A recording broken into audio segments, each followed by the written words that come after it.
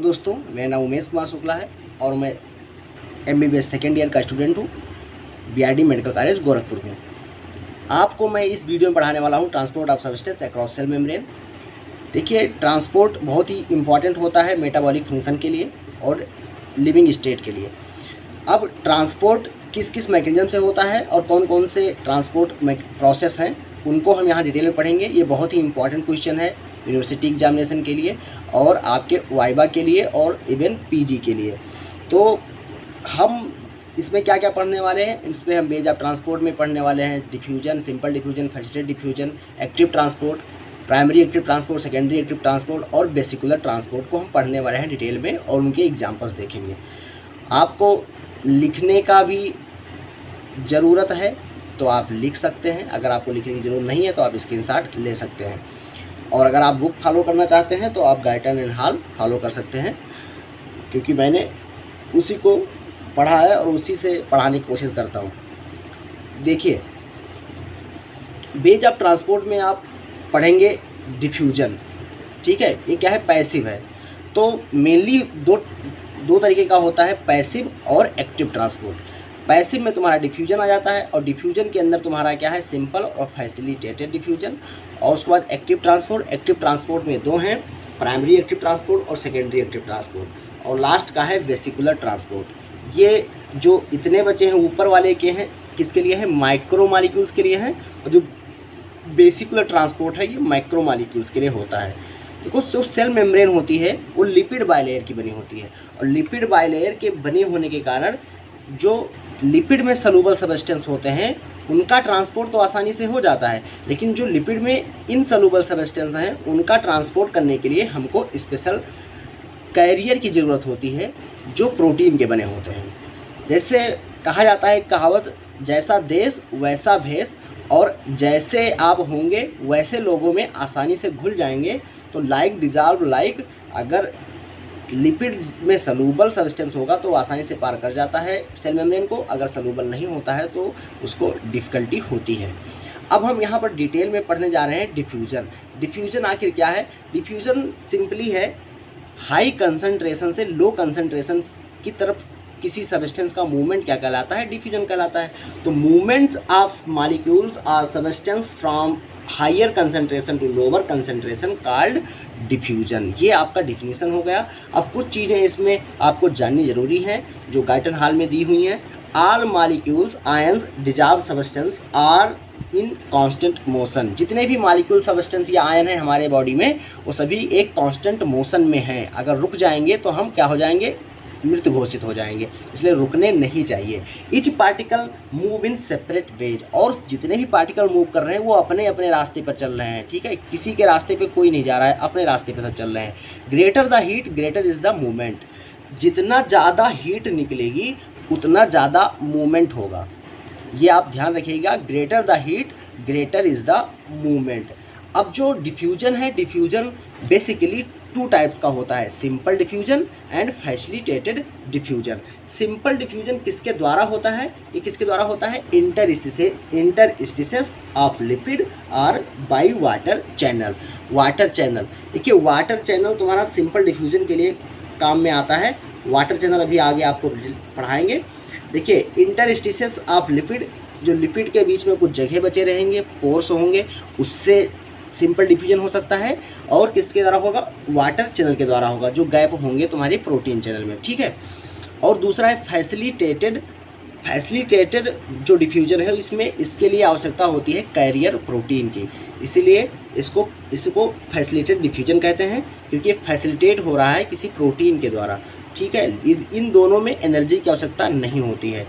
अब rate of diffusion अगर हम देखें किस पर डिपेंड करता है, तो रेट ऑफ डिफ्यूजन डिपेंड करता है सब्सटेंस की अवेलेबिलिटी पे। अरे सब्सटेंस होना तो चाहिए ही ना ट्रांसपोर्ट होने के लिए, और सब्सटेंस नहीं रहेगा तो ट्रांसपोर्ट क्या होगा, घंटा। तो सब्सटेंस अवेलेबिलिटी बहुत ही ज़्यादा मायने रखती है कि सब्सटेंस कितना प्रेजेंट है। उसके बाद में वेलोसिटी ऑफ काइनेटिक मोशन, जैसे कि वाटर है तो उसकी काइनेटिक एनर्जी कुछ होगी। काइनेटिक एनर्जी के लिए आप लोग पढ़े होंगे 12 mv² लगता था, मास इंटू वेलोसिटी। तो वेलोसिटी ऑफ काइनेटिक मोशन उस सब्सटेंस की डिटरमाइन करती है कि उसका डिफ्यूजन कैसा होगा। Number and size of opening, number कितने हैं ओपनिंग के और साइज कितनी है इस पर भी डिपेंड करेगा। जैसे अब कुछ गैसेस दी हुई हैं जैसे कि ऑक्सीजन हुआ, नाइट्रोजन हुआ, कार्बन डाइऑक्साइड हुआ और alcohol have high lipid solubility so their diffusion is high. इनकी लिपिड सॉल्युबिलिटी हाई होती है इसलिए ये बहुत जल्दी डिफ्यूज कर जाते हैं सेल मेम्ब्रेन के द्वारा। इसलिए एक रिलेशन आया diffusion is directly proportional to lipid solubility. ये ऐसे पास हो जाते हैं जैसे कि सेल मेम्ब्रेन हो ही ना, तो feel like there is no cell membrane. Water diffuses by pores. Pores क्या है? एक प्रकार की प्रोटीन्स हैं जिसे कहते हैं एक्वापोरेंस, और वाटर का जो डिफ्यूज़न होता है उसे कहते हैं ऑस्मोसिस। देखिए एक्वापोरेंस लगभग एट लीस्ट कम से कम 13 डिफरेंट प्रकार की पाई जाती हैं मैमल्स के बॉडी में। एक मैमल्स के डिफरेंट सेल्स में डिफरेंट एक्वापोरेंस होती हैं, जैसे कि एक्वापोरिन 2, एक्वापोरिन 3, एक्वापोरिन 4 तुम्हारा ट्यूबुलर सिस्टम में पाया जाएगा। जब आप एक्सक्रीशन पढ़ेंगे तो वहाँ पर आएगा, ठीक है। वैसे ही जो एक्वापोरेंस होती हैं कितने प्रकार की होती हैं? एटलीस्ट 13 टाइप की। और जो पोर्स होते हैं प्रोटीन्स होते हैं, और वाटर डिफ्यूज किसके द्वारा होता है? पोर्स द्वारा, इसे एक्वापोरेंस कहते हैं, और इसका डिफ्यूजन को क्या कहते हैं? ऑस्मोसिस कहते हैं।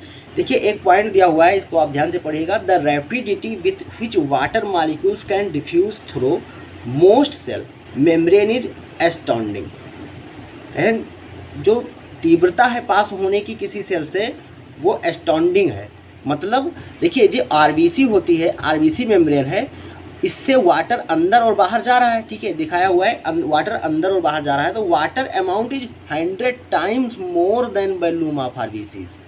जो वाटर इन और आउट मूवमेंट करता है आरबीसी के द्वारा, वो आरबीसी के खुद के वॉल्यूम के लगभग 100 गुना ज़्यादा होता है। यानी कि जब मान लो आरबीसी की मेम्ब्रेन 10 है, 7.2 आप हम लेकर नहीं चल रहे हैं, ठीक है, वॉल्यूम ले रहे हैं, मान लो 10 वॉल्यूम है, ठीक है, आरबीसी मेम्ब्रेन का, तो उसके 10 × 100 टाइम्स वाटर का मूवमेंट इन और आउट होता है आरबीसी मेम्ब्रेन में, ठीक है। इसका एस्टॉन्डिंग का मतलब ये है।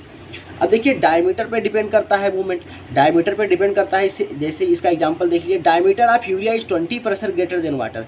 जो डायमीटर होता है यूरिया का वो 20% ज़्यादा होता है वाटर से, और इसी कारण इसका जो पेनिट्रेशन होता है वो 1000 गुना कम होता है वाटर मॉलिक्यूल से। वाटर मॉलिक्यूल यानी कि वाटर मॉलिक्यूल्स 1000 गुना ज़्यादा जल्दी पेनिट्रेट करेगा सेल मेम्ब्रेन को। तो इसका ये मतलब हो गया। अब हम पढ़ने जा रहे हैं diffusion through protein pores and channels, selective permeability को देखेंगे एंड गेटिंग ऑफ चैनल देखेंगे। देखिए एक्वापोरेंस के बारे में हम यहाँ पर पढ़ लेते हैं। एक्वापोरेंस जो होती हैं वो अलाउ करती हैं मूवमेंट्स ऑफ ओनली वाटर। एक्वापोरेंस नाम ही एक्वा है तो केवल वाटर को ये अलाउ करती हैं और किसी भी सब्सटेंस को अलाउ नहीं करती हैं। क्यों अलाउ नहीं करती हैं? क्योंकि जो एक्वापोरेंस होती हैं वो नैरो पोर्स होते हैं जिससे केवल वाटर मॉलिक्यूल से ही पास कर सकते हैं। अगर इवन कोई हाइड्रेटेड जो सब्सटेंस होगा वो भी पास नहीं करेगा, क्योंकि हाइड्रेटेड सब्सटेंस होगा तो मान लो सब्सटेंस है तो उसके चारों तरफ वाटर लगा होगा तो उसकी साइज़ क्या हो जाएगी? बड़ी हो जाएगी, और साइज़ बड़ी हो जाने के कारण पोर्स जो है वो छोटे हैं तो पास नहीं हो पाएगा। और अगला पॉइंट ध्यान रखिएगा, density of aquaporins are not static. जो डेंसिटी होती है एक्वापोरेन की वो स्टैटिक नहीं है, but altered in different physiological condition. जो डेंसिटी है एक्वापोरेन की वो स्टैटिक नहीं है, ये अल्टर्ड हो जाएगी डिफरेंट फिजियोलॉजिकल कंडीशन पे। यानी कि टेम्परेचर बढ़ाओगे तो पोर्स क्या हो जाते हैं? खुल जाते हैं। पोर्स खुल जाते हैं यानी कि उसकी डेंसिटी क्या हो गई? अलग हो गई। अब देखो पोटेशियम चैनल, जैसे कि अब गेट का बात आ गया तो गेट में क्या है? Potassium channel. जो पोटेशियम चैनल की परमेबिलिटी होती है वो पोटेशियम के लिए ज़्यादा होती है और सोडियम के लिए कम होती है। पोटेशियम के लिए लगभग 1000 गुना ज़्यादा होती है सोडियम से। अब एक डायग्राम से देखते हैं। देखिए ये गेट है, ये देखो गेट की ये हमारा प्लाज्मा मेम्ब्रेन है यानी कि सेल मेम्ब्रेन है, और ये आपका गेट दिखाया गया हुआ है यानी कि पोटेशियम चैनल है, और इस Na+ आउटसाइड में है, और ये गेट क्या है? क्लोज है। गेट क्या है? क्लोज है। और ये जब गेट ओपन हो गया तो Na+ क्या अंदर की तरफ इनसाइड आ जा रहा है। ऐसे ही देखिए पोटेशियम कहाँ पर होता है? पोटेशियम इनसाइड होता है, तो K+ अभी गेट अंदर, इसका गेट क्या है? क्लोज है, और जब ओपन होगा तो ये बाहर चला जाएगा। तो ये सिंपल सा डायग्राम है, आप इसको समझ सकते हैं। अब हम जा रहे हैं समझने की फैसिलिटेटेड डिफ्यूजन क्या है। तो फैसिलिटेटेड डिफ्यूजन सिंपल सा इसका फंडामेंटल डिफिनीशन है कि कैरियर प्रोटीन की आवश्यकता होगी जिस सब्सटेंस को उसको ट्रांसपोर्ट कराने के लिए जो मैकेनिज्म होगी विथआउट एनर्जी एक्सपेंडिचर, उसको क्या कहेंगे, फैसिलिटेटेड डिफ्यूजन। तो substance being transported by carrier protein across cell membrane without, यहाँ पर लिख लेना, without energy expenditure called facilitated diffusion. अब हम फैसिलिटेटेड डिफ्यूजन और सिंपल डिफ्यूजन के का एक ग्राफ देखेंगे और डिफरेंस समझेंगे। देखिए रेट ऑफ डिफ्यूजन है और ये कंसंट्रेशन ऑफ सब्सटेंस है। कंसंट्रेशन ऑफ सब्सटेंस और रेट ऑफ डिफ्यूजन के बीच में ग्राफ खींचा हुआ है। ये आपकी क्या बी मैक्स है, यानी कि ये मैक्सिमम कंसंट्रेशन पहुंचने का ग्राफ है, ठीक है। बी मैक्स ये लिमिट है। अब देखो ये सिंपल डिफ्यूजन में कंसंट्रेशन ऑफ सब्सटेंस बढ़ रहा है तो रेट ऑफ डिफ्यूजन बढ़ रहा है और बढ़ता ही जा रहा है, बढ़ता ही जा रहा है, बढ़ता ही जा रहा है। लेकिन वहीं पर फैसिलिटेटेड डिफ्यूजन जो है वो बी मैक्स तक जाकर कांस्टेंट हो जा रहा है। तो इसका क्या मतलब हुआ कि फैसिलिटेटेड डिफ्यूजन है, इसमें सैचुरेशन आता होगा। और सैचुरेशन क्यों आता है, क्योंकि इसमें क्या होता है, कैरियर प्रोटीन, और कैरियर प्रोटीन पे जब जितने भी साइट होंगे, बाइंडिंग साइट होंगी कैरियर प्रोटीन पे, वो सभी जब यूज हो जाएंगी तो दूसरा मॉलिक्यूल बाइंड नहीं कर पाएगा, और बाइंड नहीं कर पाएगा तो उसका सैचुरेशन हो जाएगा, और सैचुरेशन हो जाएगा तो तुम्हारा फैसिलिटेटेड डिफ्यूजन क्या हो जाएगा, कांस्टेंट हो जाएगा। तो सैचुरेशन इसमें आ जाता है। फैसिलिटेटेड डिफ्यूजन में सैचुरेशन हो जाता है लेकिन सिंपल डिफ्यूजन में सैचुरेशन नहीं होता है, ये चीज़ ध्यान रखना आप। अब कुछ और चीज़ें इंपॉर्टेंट है, जैसे कि ग्लूकोज एंड एग्जांपल देख लेते हैं कि फैसिलिटेटेड डिफ्यूजन का एग्जांपल क्या है। तो glucose and most of the amino acids transport होती हैं किसके द्वारा, फैसिलिटेटेड डिफ्यूजन द्वारा। अब देखिए जो ग्लूकोज का ट्रांसपोर्ट होता है वो ग्लूकोज ट्रांसपोर्टर के द्वारा होता है। ये ग्लूट का मतलब है glucose transporter. Glucose transporter 14 members होते हैं, यानी कि ये 14 प्रकार के हो सकते हैं। अब सम ट्रांसपोर्ट अदर मोनोसेक्राइड जैसे गैलेक्टोज एंड फ्रक्टोज। तो कुछ ग्लूट ऐसे होते हैं जो अदर मोनोसेक्राइड को भी पास करते हैं, जैसे कि फ्रक्टोज और गैलेक्टोज। फ्रक्टोज और गैलेक्टोज और ग्लूकोज में स्ट्रक्चरल सिमिलरिटी होती है, इसीलिए वो बाइंड कर जाते हैं ग्लूट पे, ठीक है। इसलिए दूसरे मोनोसेक्राइड भी ट्रांसपोर्ट हो जाते हैं। ऐसे नहीं कि कोई भी जो मैच नहीं कर रहा हो ग्लूकोज से और जाके ट्रांसपोर्ट हो जाएगा, ऐसा नहीं होगा। जो स्ट्रक्चरली सिमिलर होगा ग्लूकोज के वही ट्रांसपोर्ट होगा। अब एक एग्जांपल लेते हैं specific GLUT4। GLUT4 activated by insulin, ये आगे आप पढ़ेंगे जब इंसुलिन पढ़ेंगे तो, और जब और डिटेल में पढ़ेंगे तो पढ़ेंगे इसको, लेकिन यहाँ पर आप ध्यान रखिए, याद करिए। GLUT4 एक्टिवेटेड बाय इंसुलिन, जो GLUT4 होता है वो एक्टिवेट हो जाता है इंसुलिन द्वारा, और जिसके कारण क्या होता है, increase transport bye 10 to 20 times in insulin sensitive tissue. जो इंसुलिन सेंसिटिव टिश्यू होगा उसमें ट्रांसपोर्ट इंक्रीज हो जाएगा 10 से 20 गुना।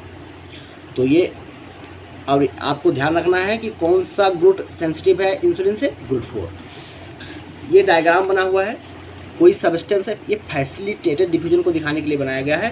देखिए ये कोई सब्सटेंस है, मान लीजिए ये कोई सब्सटेंस है, ये पास हो रहा है, इसको पास होना है सेल मेम्ब्रेन से, और तो ये प्रोटीन है, ठीक है, ये प्रोटीन है, ये जाके प्रोटीन पे बाइंड होगा।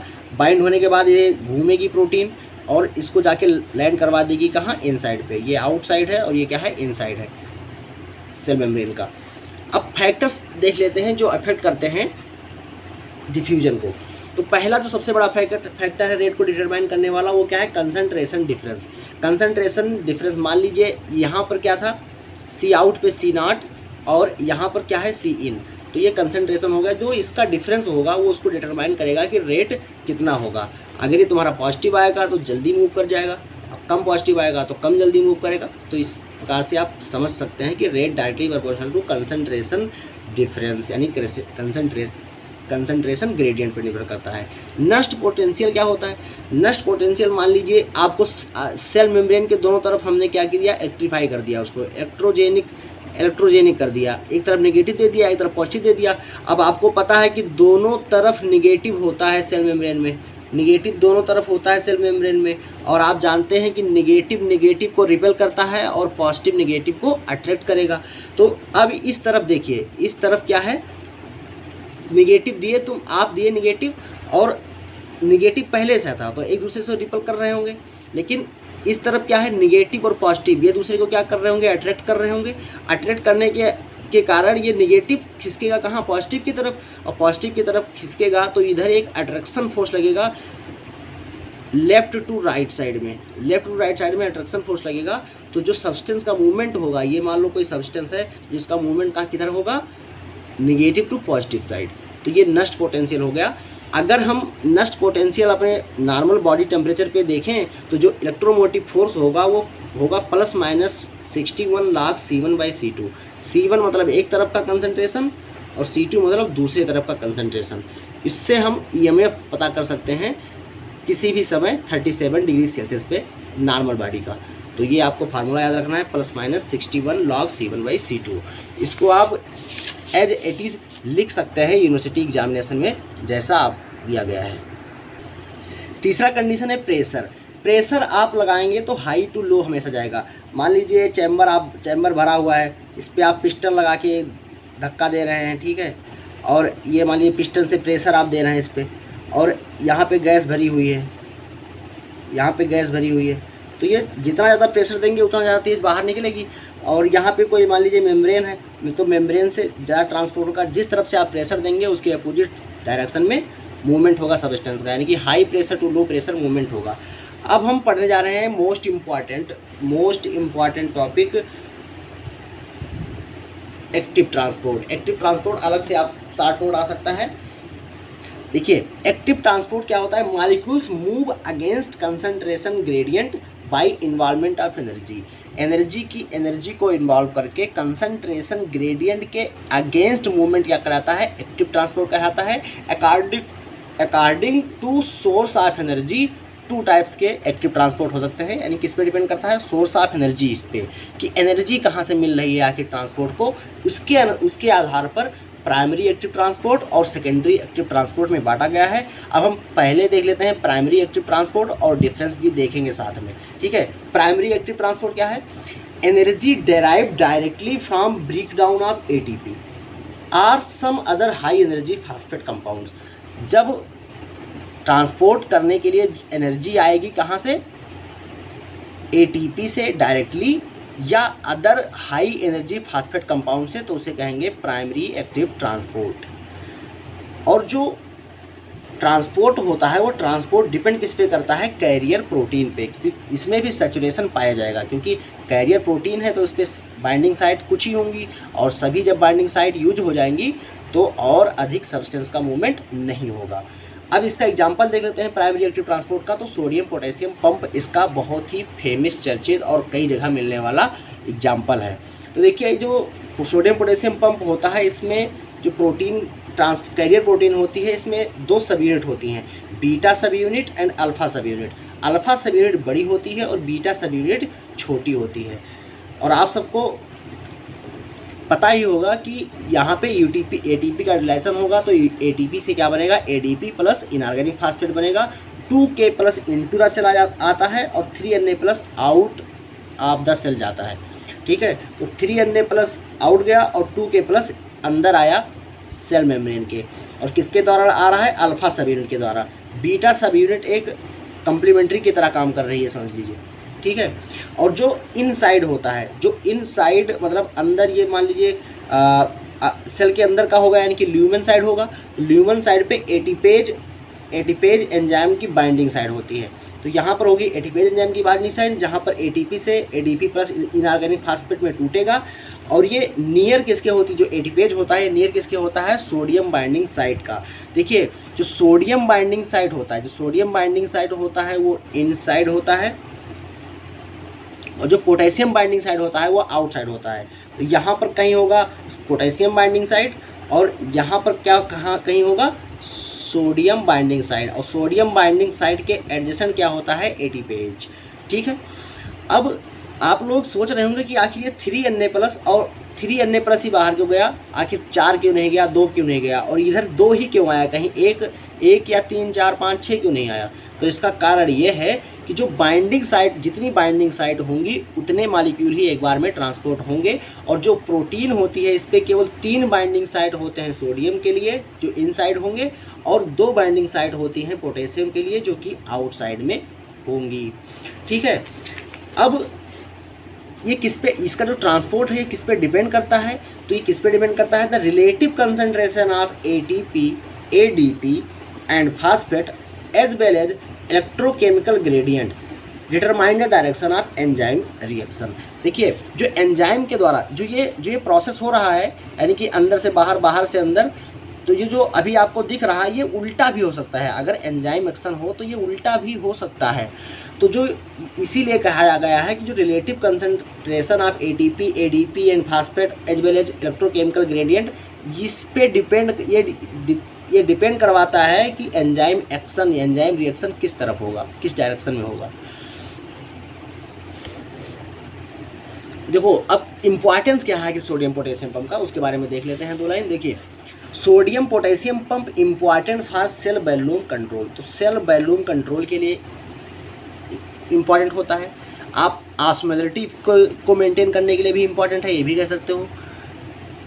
तो responsible for sale membrane polarity, जो सेल मेम्ब्रेन पे जो चार्ज आया ऊपर नेगेटिव पॉजिटिव और नीचे नेगेटिव, अंदर नेगेटिव, ये किसके द्वारा आया, ये तुम्हारा सोडियम पोटेशियम पंप के कारण आता है। ठीक है, तो इसके लिए भी कौन सा क्या रिस्पॉन्सिबल है, सोडियम पोटेशियम पंप।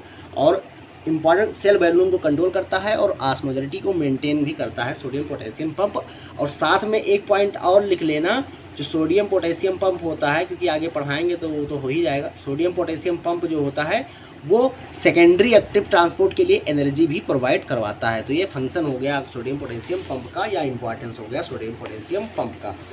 अब हम पढ़ने वाले हैं सेकेंडरी एक्टिव ट्रांसपोर्ट। तो सेकेंडरी एक्टिव ट्रांसपोर्ट में क्या है, इसका डिफिनेशन आप याद करना पड़ेगा। Secondary derived energy derived secondarily from energy that have been stored in the form of ionic concentration difference created by primary active transport. अगर आप इसको याद नहीं कर पा रहे हैं पूरा, तो आप सिंपल ही लिख सकते हैं।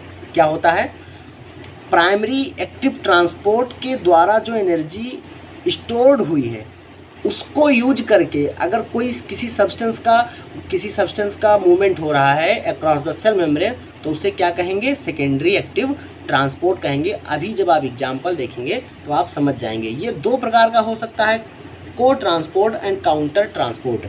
को transport is a form of secondary active transport, वैसे ही counter transport is a form of secondary active transport. तो cotransport and counter transport हो सकता है 2 प्रकार का।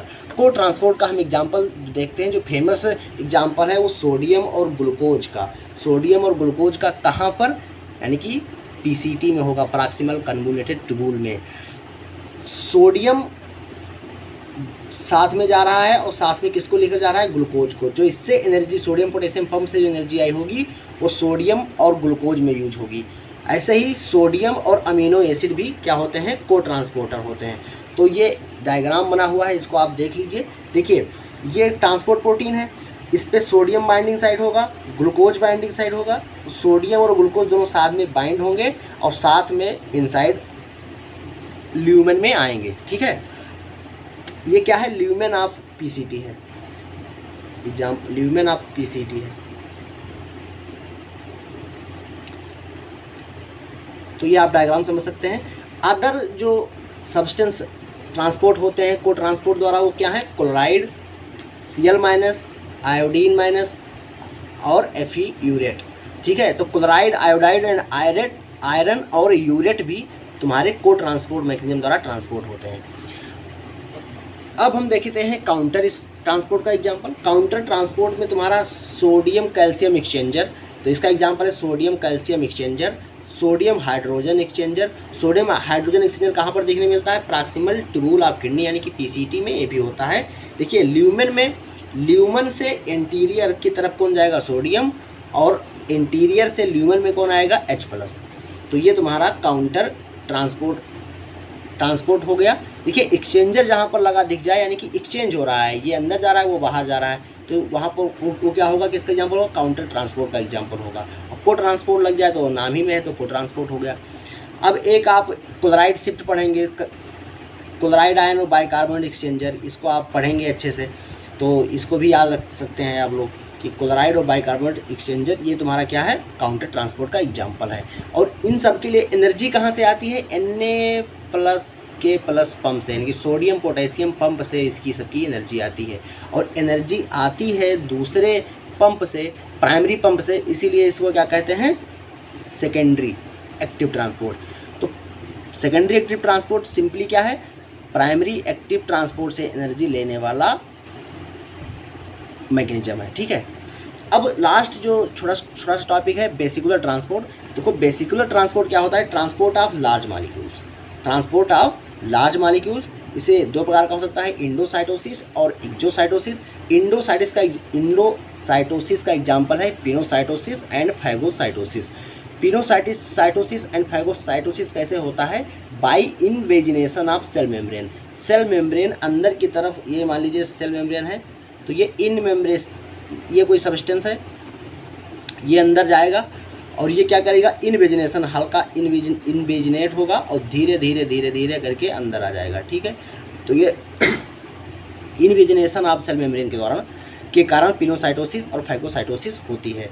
और वहीं पर तुम्हारा एक्सोसाइटोसिस यानी कि सेल इंट्रासेलुलर फ्लूइड से एक्स्ट्रा सेलुलर फ्लूइड में जा रहा है सब्सटेंस, यानी कि अंदर से बाहर जा रहा है। ये सेल है तो सेल के अंदर क्या होगा, इंट्रासेलुलर फ्लूइड, और बाहर क्या होगा, एक्स्ट्रा सेलुलर फ्लूइड। तो इंट्रासेलुलर फ्लूइड से एक्स्ट्रा सेलुलर फ्लूइड में सब्सटेंस जो जाएगा वो क्या होगा, एक्सोसाइटोसिस। जैसे कि हार्मोन और न्यूरोट्रांसपोर्टर रिलीज होते हैं वो तुम्हारे इसी मैकेनिज्म द्वारा रिलीज होते हैं, एक्सोसाइटोसिस। और ये माइक्रो मॉलिक्यूल्स के लिए है, ध्यान देना। ये सब क्या है, माइक्रो मॉलिक्यूल्स हैं, लार्ज मॉलिक्यूल्स हैं। अगर वीडियो अच्छी लगी हो तो आप लाइक कीजिएगा और चैनल को सब्सक्राइब कीजिए, क्योंकि फिजियोलॉजी का एक चैप्टर पर डे अपलोड होगा इस चैनल पे। और अच्छी लगी वीडियो तो लाइक ज़रूर कीजिएगा, और जो नए हैं वो चैनल को सब्सक्राइब करें। धन्यवाद।